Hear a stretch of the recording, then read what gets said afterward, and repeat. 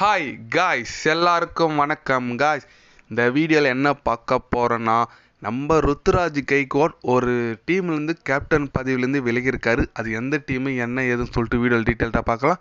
அதுக்கப்புறம் நம்ம ஆறுசாமி சிக்ஷர் தூபேக்கு அவருக்கு பார்த்தீங்கன்னா கடைசி வாய்ப்பு இந்திய அணியில் இதுதான். இதை பயன்படுத்தினா மட்டும்தான் அவர் நீடிப்பார் சொல்லிட்டு சில பல தகவல் வந்திருக்கு. அது மட்டும் இல்லாமல் புது ரோலில் விளையாட வேண்டியதாக சுச்சுவேஷன் வந்திருக்குதா தகவல் வெளியே இருக்குது. அது என்ன ஏதுன்னு பார்க்கலாம். அதுக்கு முன்னே நீங்கள் நம்ம சேனலுக்கு புதுசாக வந்திருந்தீங்கன்னா ஒரு சப்ஸ்கிரைப் மட்டும் பண்ணிக்கோங்க. வீடியோக்குள்ளே போகலாம். ஆமாங்க, நம்ம ருத்ராஜ் கைக்வாட் பற்றி ஃபஸ்ட்டு பார்த்துடலாம். கைக்வாட் பார்த்தீங்கன்னா ஐபிஎல்லில் ஓரளவுக்கு டீசெண்டாக கேப்டன்ஷிப்லாம் பண்ணார்.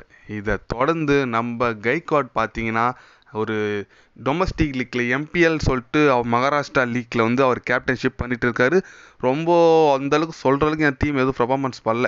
பர்ஃபார்மன்ஸே பண்ணலன்னு சொல்லலாம். ஏன்னா அந்தளவுக்கு ஒஸ்ட்டாக இருக்காங்க. இது வரைக்கும் 6 போட்டி ஆடிருக்காங்க. அதில் 5 தோற்றுருக்கா. ஒரே ஒரு போட்டி மட்டும் தான் ஜெயிச்சிருக்காங்க.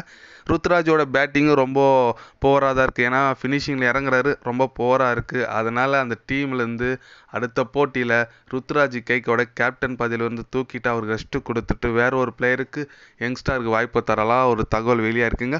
அது ருத்ராஜ் கைக்வாட் நானே வெளியே போகிறேன்னு சொல்லிட்டு போயிருக்கிறதாகவும் தகவல் வெளியாக இருக்குங்க. ஏன்னு கேட்டிங்கன்னா ஒரு இந்தியன் டீம் பிளேயரு, அது மட்டும் இல்லாமல் சிஎஸ்கே போன்ற ஒரு பெரிய டீமுக்கெல்லாம் லீட் பண்ணியிருக்காரு. அவர் இந்த மாதிரி கேப்டன் பதவியில் இருந்து போயிருக்கிறது பார்த்தா அந்தளவுக்கு ப்ரெஷர் எதனா கொடுத்தாங்களா என்னன்னு தெரில. ஆனால் ருத்ராஜ் கைக்வாட் இந்த மாதிரி ஒஸ்டான ஃபார்மில் இருக்குது. அதுவும் கொஞ்சம் வருத்தம் அளிக்குதுங்க. அது மட்டும் இல்லாமல் நம்ம சிக்ஸர் தூபேக்கு அவருக்கு பார்த்தீங்கன்னா இந்திய அணியில் வாய்ப்பு கிடச்சிச்சிங்க. சென்னை சூப்பர் கிங்ஸில் தோனிக்கு சூப்பராக விளையாடினார். மிடில் ஆர்டரில் பொலந்து காட்டினார். ஃபர்ஸ்ட் ஆஃப் பயங்கரமாக இருந்தார். செகண்ட் ஆஃப் ஐபிஎல்லில் சரியாக விளையாடல.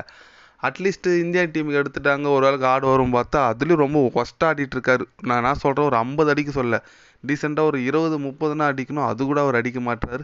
ரொம்ப ஒஸ்ட்டாக ஆடிட்டு வந்துட்டுருக்காரு. பாகிஸ்தான் எதிர்க்க பார்த்துருப்பீங்க, ஒரு குழந்தை அவுட் ஆகிற மாரி கேட்ச் கொடுத்துட்டு அவுட் ஆகிட்டு போயிட்டே இருந்தார். அந்த மாதிரி ஒரு ஒஸ்ட்டு பேட்டிங் இருந்தால் கண்டிப்பாக இந்திய அணியில் வச்சுக்க மாட்டாங்க. அவருக்கு கடைசி வாய்ப்பு இந்தியா அடுத்த போட்டி விளையாட போகுதுங்க கனடா கிட்ட. யூஎஸ்ஏ கிட்ட விளையாட போகுது. அடுத்த மேட்ச் கனடா கிட்ட விளையாட போகுது.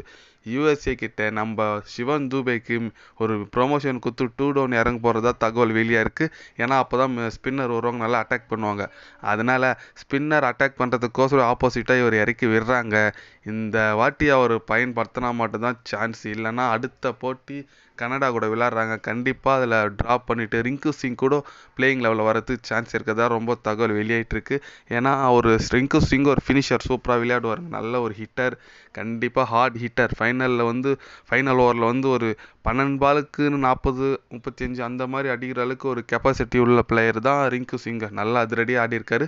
இந்தியாவுக்கோசம் நல்லா பண்ணியிருக்காரு. சவுத் ஆஃப்ரிக்கா போய் நல்லா விளையாடிருக்காரு. இந்தியாவுக்கு ஆஸ்திரேலியாவுக்கு எதிராக இந்தியா மண்ணிலே சூப்பராக விளையாடிருக்காரு. அது மட்டும் இல்லாமல் நல்ல ஒரு லெஃப்ட் ஹேண்ட் ஹிட்டர்.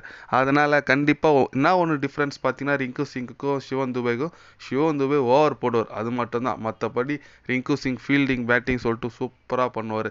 அதனால் ரிங்கு சிங்க்கு தான் அடுத்த சான்ஸ் கிடைக்குதா தகவல் நிறைய வெளியாக இருக்குது.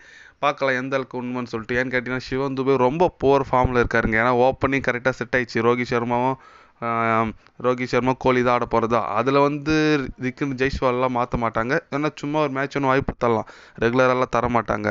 இதை தொடர்ந்து அடுத்த போட்டியில் சிவன் துபே வாய்ப்பை பயன்படுத்தலாம். கண்டிப்பாக அவர் டீமை விட்டு வெளியே போகிறதுக்கு சான்ஸ் இருக்குது. பார்க்கலாம் எந்த மாதிரி பர்ஃபார்மன்ஸ் பண்ணுறாங்கன்னு சொல்லிட்டு. எத்தனை பேர்லாம் சிவன் துபே தூக்கிட்டு ரிங்கு சிங் பிளேயிங் லெவலில் வந்தால் நல்லா இருக்குன்னு நினைக்கிறீங்கன்னு சொல்லிட்டு கமெண்ட் பண்ணிட்டு போங்க. இது போன்ற ஸ்போர்ட்ஸ் நியூஸை தெரிஞ்சுக்கணும்னா சேனலை சப்ஸ்கிரைப் லைக் ஒன்று பண்ணிக்கோங்க. கண்டிப்பாக கிரிக்கெட் பற்றி, முக்கியமாக வேர்ல்டு கப் பற்றி day by day channel update வரும். மறக்காமல் சப்ஸ்கிரைப் மட்டும் கொஞ்சம் பண்ணி வச்சுக்கோங்க. நன்றி, வணக்கம்.